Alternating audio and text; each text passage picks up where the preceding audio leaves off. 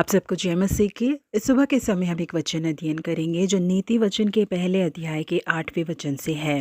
हे मेरे पुत्र, अपने पिता की शिक्षा पर कान लगा और अपनी माता की शिक्षा को न ताज। कई सालों पहले जब अमेरिकी देश में लोगों को बसाया जा रहा था तो वहाँ की सड़कें बहुत अच्छी नहीं थी, केवल गाड़ियों के चलने लायक ही थी। वो रास्ते बहुत ही उबड़ खाबड़ थे, उनमें बहुत सारे गड्ढे थे। इसीलिए जो भी लोग उस रास्ते में गाड़ी चलाते थे उनको बहुत ही दिक्कत होती थी गाड़ी चलाने में। इसी तरीके के एक खराब रास्ते के शुरुआत में ही एक चेतावनी का फट्टा लगाया गया था जिसमें लिखा गया था कि इस रास्ते को आप बदल लीजिए क्योंकि ये रास्ता बहुत ही खराब है, ये उबड़ खाबड़ और गड्ढों से भरा हुआ है। अगर आप इस रास्ते से गुजरेंगे तो आगे के 25 मीलों तक आपको बहुत ही दिक्कत का सामना करना पड़ सकता है। जी हाँ प्रिय परमेश्वर के लोगों, हम जिन आदतों को सीखते हैं वो भी कुछ ऐसे ही होते हैं। जिन अनचाही आदतों को हम सीख लेते हैं उसे छोड़ने के लिए यदि कोई हमें सुझाव दे या सिखाए तो यदि हमने उसे सुन लिया तो हम शायद बच सकते हैं, वरना हम चाहे या ना चाहे अपने पूरे जीवन भर हमें उन आदतों के साथ ही जीना पड़ेगा। इसलिए हमारे जीवन में मिलने वाले हर एक चेतावनी को ध्यान से सुनकर उसके अनुसार चलना ही बेहद ज्यादा जरूरी है। हम लूका के 15वें अध्याय में एक पिता और 2 पुत्रों के बारे में एक दृष्टांत को पढ़ते हैं। बेहद प्रेम करने वाले एक पिता और खूबसूरत सा एक परिवार, लेकिन उस परिवार के छोटे बेटे ने अपने गलत दोस्तों के साथ मिलकर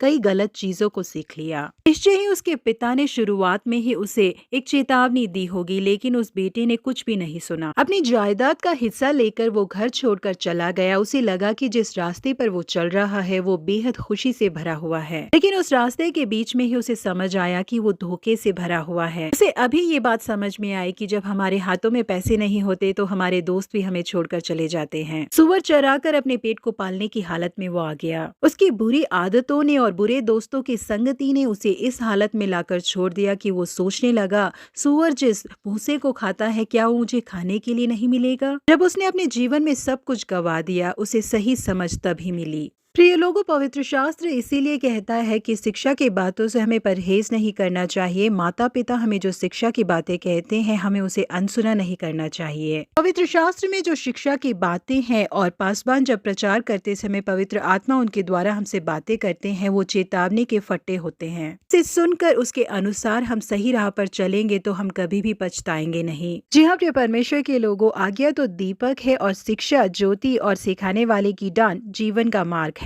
इसीलिए उसे हम ध्यान से सुनकर चले, कभी भी हम भटकेंगे नहीं। प्रभु आप सबको आशीषित करे। Have a blessed day.